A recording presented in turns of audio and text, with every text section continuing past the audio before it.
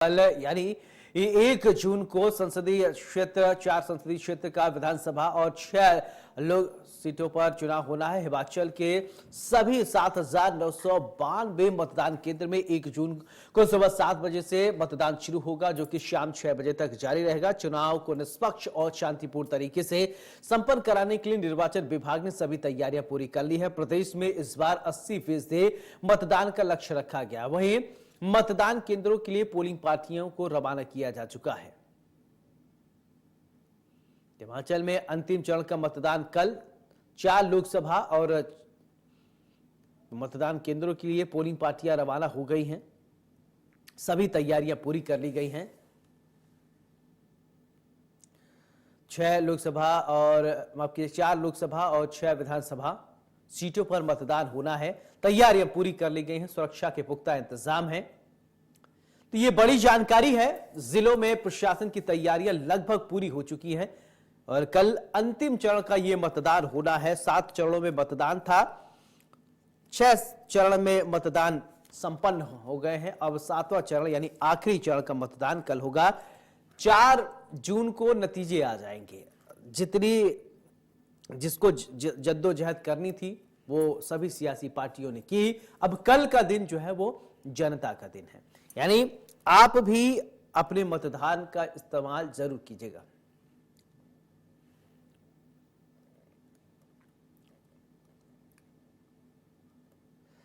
चलिए अब आपको ग्राफिक्स के जरिए समझाते हैं हिमाचल प्रदेश की सियासी गणित को।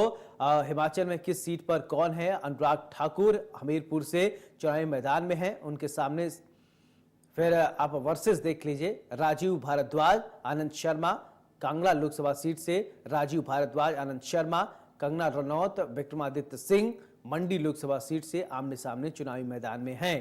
कंगना रनौत, सुरेश कश्यप और तो ये अनुराग ठाकुर सतपाल आमने सामने हैं।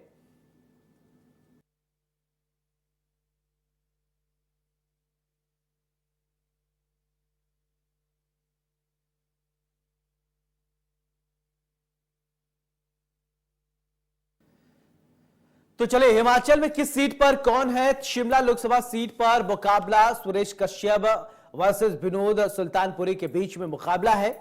अब बेहद दिलचस्प। और वहीं अगर बात करें हमीरपुर लोकसभा सीट पर मुकाबला अनुराग ठाकुर वर्सेस सतपाल रायजादा माफ कीजिएगा। तो अनुराग ठाकुर और सतपाल के बीच में चुनावी मैदान में ताल ठोक रहे हैं।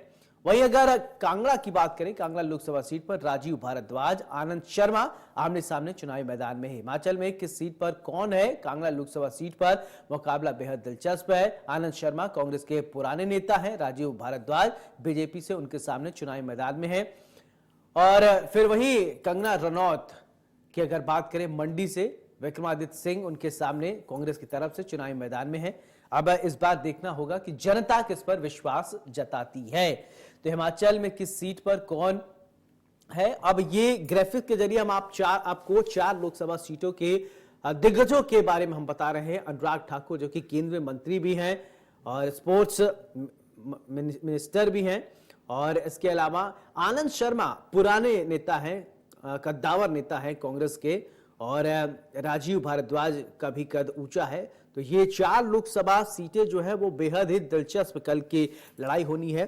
6 सीटों की अगर बात करें विधानसभा है, वहीं 4 लोकसभा सीटों में कल मतदान डाले जाएंगे। सुबह 7 बजे से मतदान शुरू हो जाएगा। सभी पोलिंग पार्टियां को रवाना कर दिया गया है। तैयारियां पूरी कर ली गई हैं प्रशासन की तरफ से।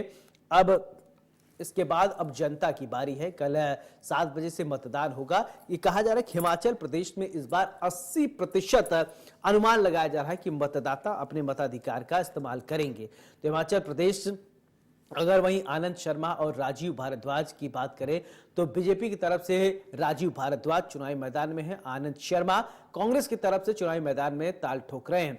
ये सीनियर लीडर हैं दोनों आमने सामने। अब देखना यह होगा कि जनता किस को सिरमाथे पे बैठाती है। वही कंगना रनौत बॉलीवुड की दिग्गज अभिनेत्री के साथ साथ बीजेपी में लगातार अब प्रचार इस समय की हैं। बीजेपी ने विश्वास जताया है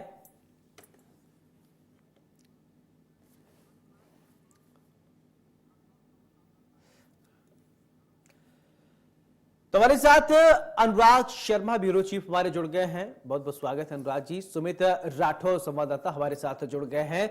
अनुराग जी, चर्चा की शुरुआत मैं आपसे करना चाहता हूं, कल की तैयारियां किस तरीके से हैं, क्या खास है? देखिए सौरभ, सबसे पहली बात कि इसमें कितने मतदाता इसको वोट कास्ट कर रहे हैं, पहली चीज। कितने मतदान केंद्र बने हैं, दूसरी चीज। जी। कितने जो पोलिंग स्टेशंस के साथ में कितनी लोकसभा की सीटें हैं और कितनी विधानसभा की। हम लोगों को अमूमन क्या है, जैसे सबसे पहले हम मतदाताओं पे चलते हैं। मतदाताओं की बात करें तो 58,38,000 और 422 आदमी जो हैं वो अभी इस बार जो है वो वोट करेंगे, जिसमें से 28,79,200 आदमी जो हैं वो मेल हैं और 27,59,59,000 जो हैं वो महिलाएं हैं जिन्होंने पोल करना है, कल जो मतदाता के तौर पर पोल करेंगे। उसके बाद अगर हम बात करें पोलिंग स्टेशंस की, पोलिंग स्टेशंस जो है पूरे हिमाचल में 7,092 पोलिंग स्टेशंस हैं जो हर आम जनता के लिए बनाए गए हैं, जिसमें 50,000 से ज्यादा कर्मचारी जो हैं वो डिप्लॉय हो चुके हैं, जिनको हर जगह में भेजा गया है और मतदान को सुचारू रूप से रखने के लिए किया गया है। उसी के साथ में पुलिस की बात करें, सीआरपीएफ की बात करें और होमगार्ड है, फायर ब्रिगेड है, सभी को जो है वो तैनात किया गया है। इसी के साथ में अगर हम बात करें कि कितने क्रिटिकल जो हैं वो पोलिंग स्टेशंस हैं और कितने हाईली क्रिटिकल हैं, तो जो पोलिंग स्टेशंस की अगर हम बात करें तो 369 ऐसे पोलिंग स्टेशंस हैं जो बहुत क्रिटिकल हैं, और उसी के साथ अगर हम बात करें 118 जो हैं वो हाईली क्रिटिकल है जो पोलिंग स्टेशंस है। तो इस तरह से जो स्थितियां हैं, जैसे आप बता रहे थे कि हम हिमाचल में अगर हम बात करें सिर्फ 16 लोगों को जान रहे हैं, जबकि 62 प्रत्याशी जो हैं वो कल चुनाव लड़ रहे हैं। अगर हम टोटल बात करें 4 विधानसभा, 4 लोकसभा और 6 विधानसभा में, तो अगर हम बात कर रहे हैं 37 जो हैं, 37 लोकसभा के लिए जो नेता हैं वो खड़े हुए हैं और 25 लोग जो हैं वो उसके लिए अपने विधानसभा के लिए खड़े हुए हैं। हम केवल जैसे हम लोकसभा की बात करते हो तो हम अनुराग ठाकुर को और उधर से ही रायजादा को जानते हैं, उसी के ऑपोजिट में अगर हम कंगना रनौत और विक्रमादित्य को जानते हैं, परंतु ऐसा नहीं है। बहुत ज्यादा लोग हैं जो खड़े हुए हैं और बहुत वो ये भी है कि वो वोट्स भी काटेंगे अगर हम ओवरऑल बात करें। तो इस तरह से अगर हम इसमें और एक फैक्टर और काम करने वाला है, हालांकि हिमाचल की अगर हम बात करें, पूरे हिमाचल में बहुत ज्यादा अगर आपने देखा होगा राजनीतिक सरगर्मी लगातार 4 महीने से बनी हुई थी सौरभ, क्योंकि जैसे ही राज्यसभा का जो चुनाव हुए थे उसी के बाद से, क्योंकि बड़ी उठापटक जो थी वो हिमाचल में हुई, तो उसके उस वक्त से ही लगातार जो था वो बड़ा उठापटक थी और राजनीतिक सरगर्मी बनी हुई थी। परंतु अब जो बात स्थितियां अब जो दिख रही हैं, अब सब कुछ शांत हो चुका है, मतदाता अपना मन बना चुके हैं। इसमें 2 बातें और हैं कि सेंटर में जो थी वो बीजेपी थी और हिमाचल में जो था वो कांग्रेस की सरकार है। तो इसलिए भी वोटर्स की अगर हम बात करें, वोटर्स बड़ा साइलेंट दिखा है, सामने खुलकर कोई कुछ नहीं बोल रहा है। परंतु गेम चेंजर के तौर पर अगर हम बात करेंगे तो वो बिल्कुल साइलेंट वोटर होगा, क्योंकि जो कैडर वोट है ना, कैडर वोट सौरभ बिल्कुल फिक्स रहता है, भले ही वो कांग्रेस का हो चाहे बीजेपी का हो, दोनों इस तरह से रहते हैं। और इसके अगर हम बात करें, दूसरा एक और फैक्टर काम करने वाला है, वो है टेम्परेचर। जो मौसम का मिजाज है वो बहुत ज्यादा इस वक्त तय करेगा कि कितने वोटर्स जो हैं वो बाहर निकलेंगे और नहीं आएंगे।